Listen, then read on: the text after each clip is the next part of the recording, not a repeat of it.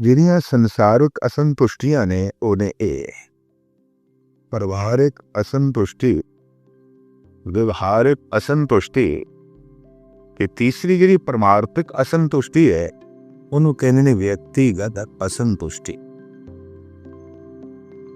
बस होर कोई असंतुष्टि है ही नहीं। अगर कोई मनुख असंतुष्ट है तो पारिवारिक तल ते असंतुष्ट होएगा या व्यवहारिक तल ते असंतुष्ट होवेगा या फिर व्यक्तिगत अपने आप में असंतुष्ट होवेगा। पारिवारिक असंतुष्टि ये व्यापक है क्योंकि मनुख ये सोच रहा है जैसे मेरे बच्चे होने चाहिए सन वैसे नहीं, जैसे मेरे माँ बाप होने चाहिए सन वैसे नहीं, जैसे मेरी पत्नी होनी चाहिए सी या पति होना चाहिए सी वैसे नहीं है। इस तरह का मनुख जो परिवारिक तल ते असंतुष्ट है हर वक्त अपनी बेचैनियां उलझिया रहेगा, हर वक्त परेशानी का बोझ ਉਹਦੇ ਦਿਲ ਦਿਮਾਗ ਦੇ ਉੱਪਰ ਹੋਵੇਗਾ ਕਿਉਂਕਿ ਅਸੰਤੁਸ਼ਟ ਹੈ। ਔਰ ਇਹ ਪਰਿਵਾਰਿਕ ਅਸੰਤੁਸ਼ਟੀ ਕਲੇਸ਼ ਦਾ ਬਾਇਸ ਬਣਦੀ ਹੈ। ਗ੍ਰਹਿ ਕਲੇਸ਼ ਤੇ ਘਰ ਦਾ ਕਲੇਸ਼, ਘਰ ਦਾ ਦੁੱਖ ਕਿਤਨਾ ਵੱਡਾ ਹੈ। ਗੁਰੂ ਅਰਜਨ ਦੇਵ ਜੀ ਮਹਾਰਾਜ ਨੇ ਸੰਸਕ੍ਰਿਤੀ ਸ਼ਲੋਕ ਵਿੱਚ ਇਸ ਦਾ ਜ਼ਿਕਰ ਕੀਤਾ। ਗਿਰੰਤ ਗਿਰ ਪਤਤ ਪਾਤਾਲੰ जलंत बेदीप बैसांतरे बहंत अथा तोयंतोयंदन दुखंत ग्रह चिंता जन्मंत मरणं। कोई मनुख है बहुत उच्ची बुलंदियां तो गिर रहा होवे, हिमालय दी चोटी तो गिरंत गिर पदत पाताल खड दे च गिर रहा होवे, पाताल दे च गिर रहा होवे, पहाड़ दी चोटी तो ਜਨੰਤ ਦਾ ਦੀਪ ਬੈਸਾਂਤਰੇ ਜਵਾਲਾਮੁਖ ਦੀ ਅੱਗ ਦੇ ਵਿੱਚ ਜਲ ਰਿਹਾ ਹੋਵੇ, ਸੜ ਰਿਹਾ ਹੋਵੇ, ਸ਼ੋਲੇ ਬਲਦੀ ਅੱਗ ਉਹਦੇ 'ਚ ਜਲ ਰਿਹਾ ਹੋਵੇ ਜਾਂ ਫਿਰ ਅਥਾਹ ਸਾਗਰ ਦੀਆਂ ਲਹਿਰਾਂ ਦੇ ਵਿੱਚ ਗੋਤੇ ਖਾ ਰਿਹਾ ਹੋਵੇ, ਡੁੱਬ ਰਿਹਾ ਹੋਵੇ। ਇਤਨਾ ਵੱਡਾ ਇਹ ਜੋ ਕਸ਼ਟ ਹੈ, ਦੁੱਖ ਹੈ, ਮਹਾਰਾਜ ਕਹਿੰਦੇ ਦੁਖੰਤ ਗ੍ਰਹਿ ਚਿੰਤਾ ਜਨਮੰਤ ਮਰਨ। ਇਹਨਾਂ ਸਾਰੇ ਦੁੱਖਾਂ ਨਾਲੋਂ ਵੀ ਘਰੇਲੂ ਕਲੇਸ਼ ਜਿਹੜਾ ਹੈ ਇਹ ਜ਼ਿਆਦਾ ਦੁਖਦਾਈ ਹੈ। ਘਰ ਦੀ ਜਿਹੜੀ ਚਿੰਤਾ ਹੈ ਇਹ ਜ਼ਿਆਦਾ ਦੁਖਦਾਈ ਹੈ। ਕਿਉਂ?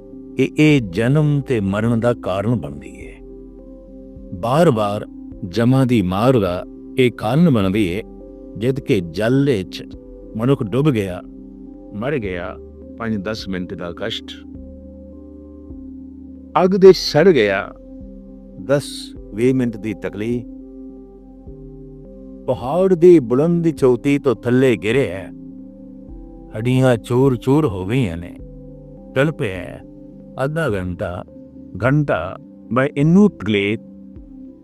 ਪਰ ਗ੍ਰਹਿ ਕਲੇਸ਼ ਜਿਹੜਾ ਹੈ, ਘਰੇਲੂ ਕਲੇਸ਼, ਘਰੇਲੂ ਵਿਤਾ ਝਗੜੇ, ਇਹ ਇਤਨੇ ਵੱਡੇ ਕਲੇਸ਼ ਨੂੰ ਜਨਮ ਦਿੰਦੇ ਨੇ, ਕਸ਼ਟ ਨੂੰ ਜਨਮ ਦਿੰਦੇ ਨੇ ਕਿ ਮਨੁੱਖ ਬਾਰ-ਬਾਰ ਜੰਮਦਾ ਹੈ, ਬਾਰ-ਬਾਰ ਮਰਦਾ ਹੈ ਔਰ ਹਰ ਜਨਮ ਦੇ ਵਿੱਚ ਦੁੱਖ ਭੋਗਦਾ ਹੈ ਔਰ ਦੁੱਖ ਦੇ ਵਿੱਚ ਮਰ ਜਾਂਦਾ ਹੈ। ਦੁੱਖ ਦੀ ਯਾਤਰਾ ਬਹੁਤ ਲੰਬੀ ਹੋ ਜਾਂਦੀ ਹੈ ਉਸ ਮਨੁੱਖ ਦੀ ਜੋ ਘਰੇਲੂ ਕਲੇਸ਼ ਦੇ ਵਿੱਚ ਜੀ ਰਿਹਾ ਹੈ। ਤੇ ਘਰੇਲੂ ਕਲੇਸ਼ ਦੇ ਵਿੱਚ ਕੌਣ ਹੈ? ਜੋ ਅਸੰਤੁਸ਼ਟ ਹੈ। ਇਸ ਤਰ੍ਹਾਂ ਦੇ ਮਨੁੱਖ ਨੂੰ ਕਹਿੰਦੇ ਨੇ ਪਰਿਵਾਰਿਕ ਤੌਰ ਤੇ ਅਸੰਤੁਸ਼ਟ। ਸਾਰੀ ਦੁਨੀਆ ਦੇ ਇਹ ਅਸੰਤੁਸ਼ਟੀ ਵਿਆਪਕ ਹੈ। ਕੋਈ ਆਪਣੀ ਮਾਂ ਤੋਂ ਅਸੰਤੁਸ਼ਟ, ਕੋਈ ਆਪਣੇ ਪਿਤਾ ਤੋਂ, ਕੋਈ ਆਪਣੇ ਬੱਚਿਆਂ ਤੋਂ ਅਸੰਤੁਸ਼ਟ, ਕੋਈ ਆਪਣੀ ਪਤਨੀ ਤੋਂ, ਕੋਈ ਆਪਣੇ ਪਤੀ ਤੋਂ, ਕੋਈ ਭਰਾਵਾਂ ਤੋਂ ਅਸੰਤੁਸ਼ਟ ਹੈ तो कोई मित्रों दोस्तों तो असंतुष्ट है। कहता जैसे मेरे दोस्त होने चाहिए सन वैसे नहीं ने, जैसा मेरा भरा होना चाहिए सी वैसा नहीं है, जैसियां मेरिया भैनां होनियां चाहिए सन वैसियां नहीं ने, और जैसी मैनू पत्नी चाहिए सी वैसे नहीं है, जैसा पति होना चाहिए सी वैसा नहीं है। इसनों कहने ने परिवारक असंतुष्टि। जो परिवारक तन ते असंतुष्ट है अपनिया असंतुष्टियां उलझिया रहेगा, फसिया रहेगा और रोज रोज ये असंतुष्टि अपना वजन बढ़ाएगी, अपना भार बढ़ाएगी और मनुष्य इसे बोझ दे तले दब के रह जाएगा, फंस के रह जाएगा। परिवारिक असंतुष्टि तो बाद दूसरी असंतुष्टि है व्यवहारिक असंतुष्टि। जैसी मेरी प्रारब्ध है, जैसी मेरी उपजीविका है, जैसी मेरी आमदन है, मैं इस तो संतुष्ट नहीं। इसनों कहने ने व्यवहारिक असंतुष्टि। परिवारिक असंतुष्टि, व्यवहारिक असंतुष्टि, ये दो असंतुष्टियां इतनियां प्रबल ने कि ऐसा असंतुष्ट मनुष्य हर वक्त उलझन दे चवेगा, हर वक्त कल्पनावां दा ताला पेटा बुनदा रहेगा, हर वक्त तनाव अपने सिर ते रखेगा और अपना जीवन गवाई जाएगा। ये दो असंतुष्टियां व्यापक तौर ते संसार विच मौजूद ने और इन्हां दो असंतुष्टियां दा नाम है परिवारिक असंतुष्टि, व्यवहारिक असंतुष्टि। एक तीसरी असंतुष्टि है जिसनों कहंदे ने व्यक्तिगत असंतुष्टि। ये परमार्थिक है, ये धार्मिक है। व्यक्तिगत असंतुष्टि, जो व्यक्तिगत तन ते असंतुष्ट है, इस तरह के बंदे नूं भगत कहंदे ने, साधक कहंदे ने। ये परिवारक तल ते संतुष्ट है, कहंदा जैसा मेरा परिवार है ठीक, जैसे माँ बाप ने ठीक ने, जैसे बहन ते भ्रा ने बिल्कुल ठीक ने, जैसी पत्नी है, जैसा पति है, ये ते ठीक ने, और जैसी मेरी प्रारब्ध है ये भी ठीक है, पर जैसा मैं हाँ मैं ठीक नहीं।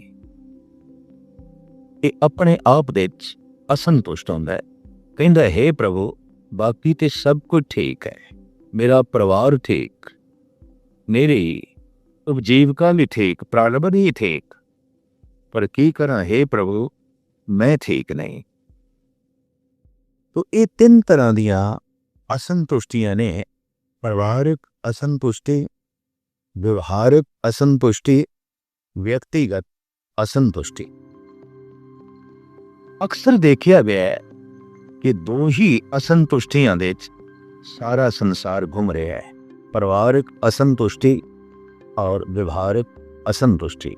घर घर दे कलेश है परिवारिक असंतुष्टि करके, और कलेश तो पैदा हुई पीड़ा जन्म ते मरण का कारण बनती है कि कलेश पैदा होंदा इत्थों, पुत्र माँ बाप तो संतुष्ट नहीं और माँ बाप बच्चियां तो संतुष्ट नहीं, पति पत्नी तो संतुष्ट नहीं और पत्नी पति ते संतुष्ट नहीं। सारी दुनिया दियां अदालतां तलाक दे मुकदमियां नाल भरियां पईयां ने। कारण किधरे पति संतुष्ट नहीं है, किधरे पत्नी संतुष्ट नहीं है। असंतुष्टि कलेश नूं जन्म देंदी है। सारी दुनिया दियां अदालतां दे भरावां दे मुकदमे, भाई भाई दे मुकदमे, एक भरा दूसरे भरा ते संतुष्ट नहीं है। इसनूं कहंदे ने परिवारिक असंतुष्टि, और इहदे नाल परिवार नरक बन जांदा। इस तरह दे बंदे नूं और दोजक दे जाण दी लोड़ नहीं, उसदा परिवार ही दोजक, जो परिवारिक तल ते असंतुष्ट है। व्यवहारिक असंतुष्टि, ऐसे मनुख दा धंधा ही नरक है, क्योंकि अपने धंधे दे अपने व्यवहार दे संतुष्ट नहीं, अपनी प्रारब्ध ते संतुष्ट नहीं, अपनी उपजीविका ते संतुष्ट नहीं। तो ऐसा मनुख धंधा करदे होया, कम करदे होया किसी हद तक नरक ही भोगेगा, क्योंकि संतुष्ट नहीं है। लेकिन एक तीसरी असंतुष्टि जो धर्म नूं जन्म देंदी है, सच नूं जन्म देंदी है, प्रभु दे नेड़े ले आउंदी है, व्यक्तिगत असंतुष्टि। हे प्रभु बाकी ते सब कुछ ठीक है, जैसा मेरा परिवार है ठीक है, जैसी मेरी प्रारब्ध है ठीक है, पर जैसा मैं हाँ मैं ठीक नहीं। वेद कहते ने मुझ अवगुण से नाही दोष। हे प्रभु, तेरे ते कोई दोष नहीं, ये तेरी कृपा तेरी बख्शिश ਦਾ मैं अजे तक पात्र नहीं बन सकिया। तेरे तो अजे तक मैनू जे आनंद की प्राप्ति नहीं हो सकी तो कमी मेरे विच है, दोष मेरे विच है। मुझ अवगुण सह नाही दोष। ये जी व्यक्तिगत असंतुष्टि है, इस विच मनुख इस ढंग की साधना करता है कि अपने आप को महान बनाता है, पात्र बनाता है कि जिस दिन पात्रता बन जाती है उस दिन परम आनंद की प्राप्ति हो जाती है। जो व्यवहारिक ते परिवारिक असंतुष्टि फसिया होया है वो बहुत कुछ भी बना लवे ते बहुत कुछ भी प्राप्त कर लवे। साहिब गुरु नानक देव जी महाराज कहते ने कि जिंदगी की बाजी हार जाएगा, भावे बहुत कुछ प्राप्त कर लवे कि ना कुछ प्राप्त कर लवे। महाराज कहते ने तुरे पलाने पाउन वे हर रंगी हरम सवारे। घर विच घोड़े ऐसे हवन, असवारी दे साधन ऐसे हवन कि हवा नाल गल करन, और घोड़ियां दे उपर काठियां पईयां हवन सोने दियां। हर तरह दे रस ते रंग दे नाल हरमां नूं सवार लिया जाए। मनुख अपने हरम विच मन भाव दे पदार्थां नूं रख लवे ते पवन नाल गल्लां करदे होए घोड़े फिर उच्चियां उच्चियां माड़ियां कोठे ते मंडप, कोठे मंडप माड़ियां लाए बैठे कर पासारे बहुत लंबा पसारा। बड़ियां बड़ियां हवेलियां, बड़ियां बड़ियां उच्चियां इमारतां। दरअसल जमीन दे ते जब मकान उच्चा उठदा है इहदे च मनुख अपनी उच्चाई समझ लैंदा है, मैं उच्चा उठ गया। यही कारण है कि मकान नूं उच्चा उठाना चाहता है। वो मकान ही उच्चा नहीं उठिया, मैं भी उच्चा उठ गया। ये मेरा झंडा ही उच्चा नहीं होया, मेरा धर्म उच्चा हो गया, मेरा व्यक्तिगत जीवन उच्चा हो गया, मेरा समाज तल उच्चा हो गया, मेरा देश उच्चा हो गया। इस वास्ते कहते ने कि माड़ी कोठा नीवा नहीं चाहिए, उच्चा चाहिए, झंडा उच्चा चाहिए, बुलंद चाहिए। बुलंद झंडा बुलंदी दी निशानी जो है बन जाता है। तो साहिब कहते ने ये उच्चियां उच्चियां माड़ियां किसी हद तक हर व्यक्ति दे अपने अपने झंडे जिसने जमीन दे गाड़े हुए ने जगत नूं दसन लई कि ये मेरा झंडा है और इतना उच्चा है, इतना बुलंद है। महाराज कहते अगर इस तरह का भी किसी ने पसारा किया हुए बड़े वड्डे वड्डे महल कोठे मंडप ते माड़ियां ते उन्हां दे च हर तरह का हार श्रृंगार मौजूद होवे, हर तरह का रस मौजूद होवे ते असवारियां लई घोड़े बूए ते बने पे होन, अस्तबल दे च मौजूद होवन जो हवा नाल गल करदे होवन। फिर सतगुरु कहन चीज करन मन भाव दे। जो मन चाहे खाण नूं, जो मन चाहे पहनण, जो मन चाहे देखण नूं, हर तरह का साजो समान वो मुहैया कर लवे, प्राप्त कर लवे। इधर मन दे च इच्छा पैदा हुई, इधर उसकी पूर्ति हो गई। मनुख दे प्राणां दे च इसकी बड़ी प्रबल प्यास है कि मेरी इच्छा तत्क्षण पूरी होनी चाहिए, उसकी देर नहीं लगनी चाहिए। एक कल्पना की गऊ भी मनुख ने बनाई है जिन्होंने कहते हैं कामधेन गऊ, जो तत्क्षण कामना की पूर्ति कर देती है। इधर कामना करो इधर पूरी हो गई। इस तरह कल्पना का एक वृक्ष ही बनाया है जिन्होंने कहते हैं कल्प वृक्ष। इधर कल्पना करो तो इधर इस दरख्त ने सारिया कल्पनावां की पूर्ति कर दी, सारी इच्छा की पूर्ति कर दी। तो मैं इस तरह समूह ब्रह्मंड विच कोई ऐसा वृक्ष नहीं है जिहदे थल्ले बैठो कल्पना करो ते तत्क्षण पूरी हो जाए। गऊआ ते ने पर कामधेन गऊ कल्पना दी गऊ है। वृक्ष ते बथेरे ने पर कल्प वृक्ष वाकई कल्पना का ही वृक्ष है। क्योंकि मनुख की कल्पना के अंदर बार बार ये दौर चलता है कि कुछ ऐसा होवे कि मैं इच्छा करा कि तत्क्षण पूरी हो जाए।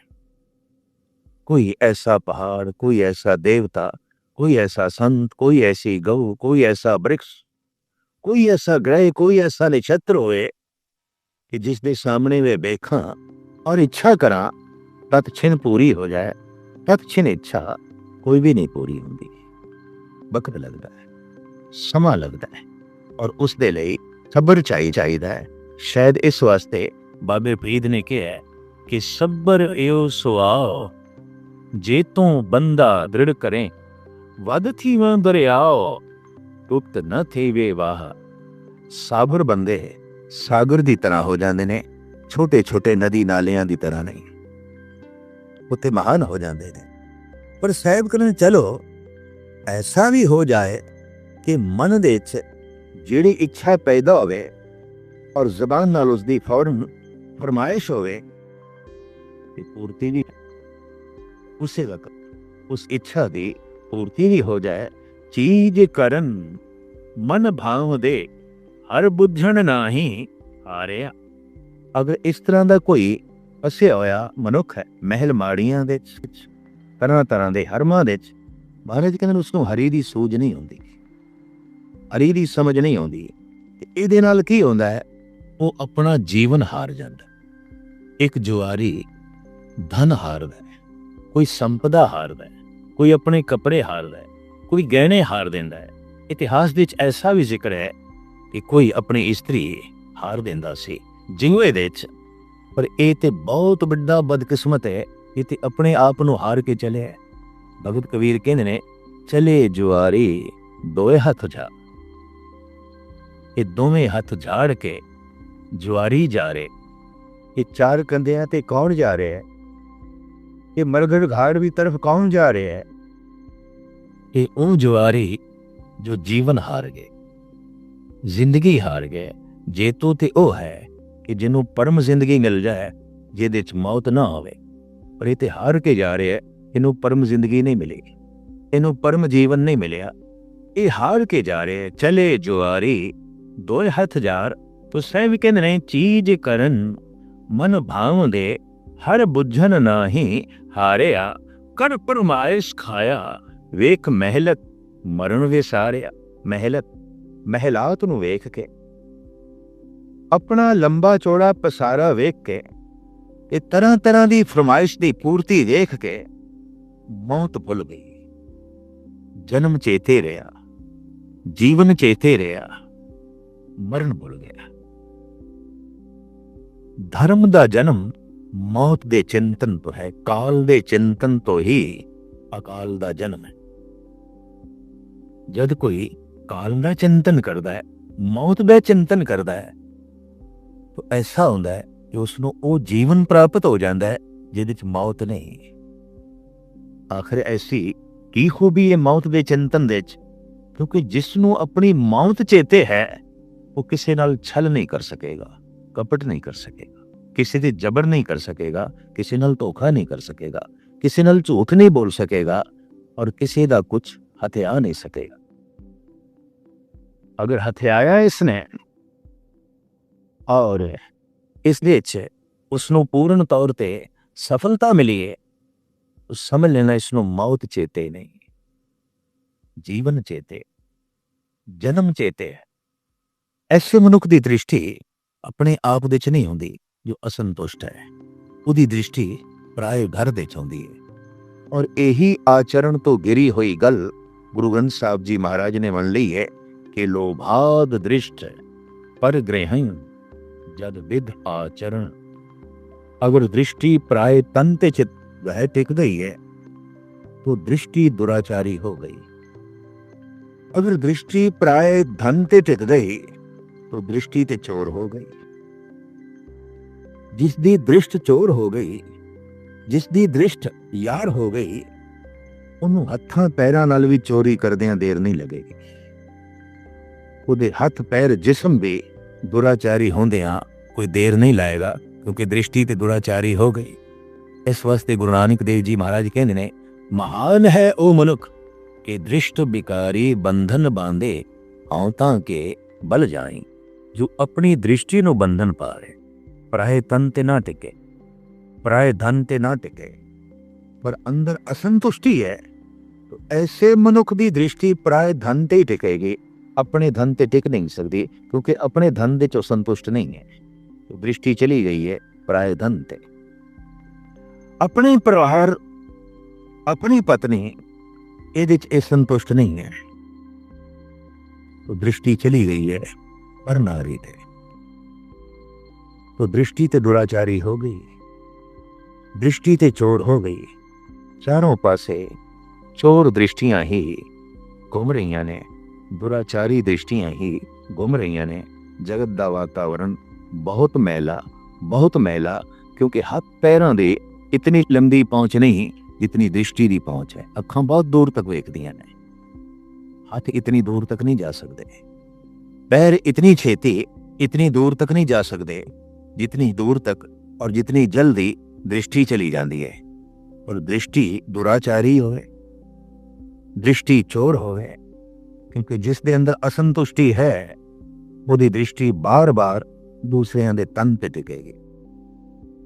जिस दे अंदर असंतुष्टि है ਉਹਦੀ दृष्टि बार बार दूजियां दे धन ते टिकेगी। और जे दूजियां दे धन ते टिकी है तो दूजे दा धन खतरे दे है, दूजे दे तन ते टिकी है तो दूजे दी असमत खतरे दे है। असंतुष्ट मनुखा करके संसार दे किसी दी असमत खतरे दे है, किसी दी धन संपदा खतरे दे है। इस वास्ते धर्म का मूल गुण है संतुष्ट होना।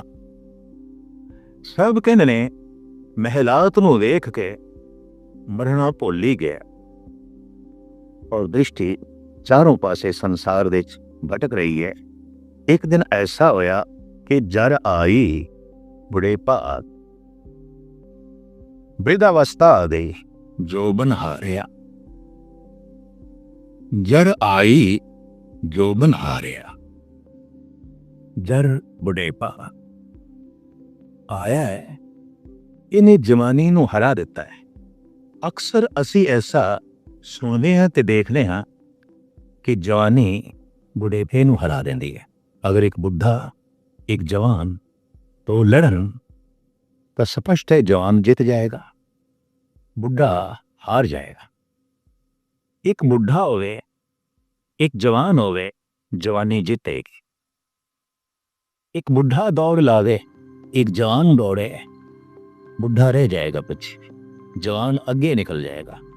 पर साहिब कहने ने बुढ़ेपा वास्तविक अपने आप दे इतना प्रबल है, जद किसी ते आउंदा है जवानी हार जाती है, जोबन हार जाता है, जोबन दे उपर ही टुट पैंदा है बुढ़ेपा। व्यक्तिगत कल ते जद बुढ़ेपा आउंदा है, जर अवस्था आउंदी है, जवानी रुखसत हो जाती है, जवानी नूं मिटा के रख देंदा है। इस वास्ते देखण दे चाहे कि जीवदियां जी मनुख दो दफा मरता है। किसी जवान नूं पुछिए तेरा बचपना किथे गया, कहंदा मर गया। किसी बुढ़े नूं पुछिए तेरी जवानी किथे गई, कहंदा मर गई। ते जवानी नूं किसने मारिया?